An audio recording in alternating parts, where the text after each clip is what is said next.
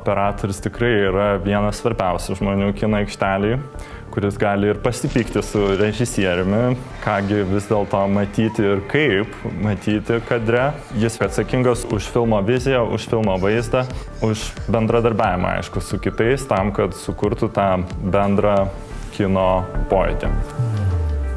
Šiemet operatoriai pasiūlė labai skirtingas vizijas, kurios konkuruoja viena su kita tiesiog sunkiai net palyginamais būdais.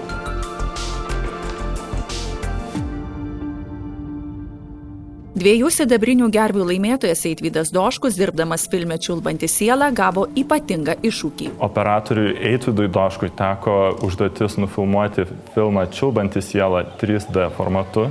Negana to, tai taip pat yra filmas apie praeitį ir netgi kalbantis savotiškai apie kino ištakas. Tad tikrai buvo apie ką pagalvoti. Tarptautinių kino festivalių laimėtojas Lenkų kilmės operatorius Jacek Podgorski kūrė filmo 9 žingsnis vaizdus.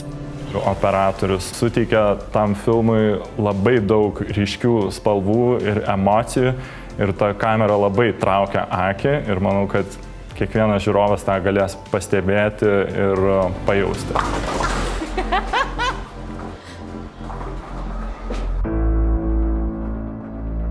Latvijos kino apdovanojimų įvertintas Jurgis Kmins fiksavo filmo 5,5 meilės istorijos viename Vilniaus bute scenas. Kamerai teko išsitekti bute ir galbūt kartais pažvelgti pro jo langus. Ir vis tiek tą darant nustebinti žiūrovą.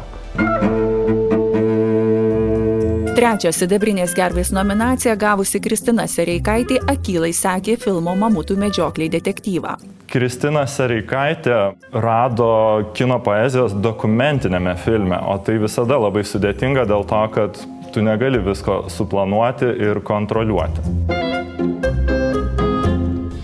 Tarptautinių kino festivalių laimėtojas ir 3 sidabrinių gervių savininkas Laurynas Bareiša profesionalia akimi įamžino filmo Tu man nieko neprimeni istorijos vingius. Leido savo improvizuoti, eksperimentuoti filme Tu man nieko neprimeni, užliedamas ekraną tą Vilniaus netikėtą romantiką.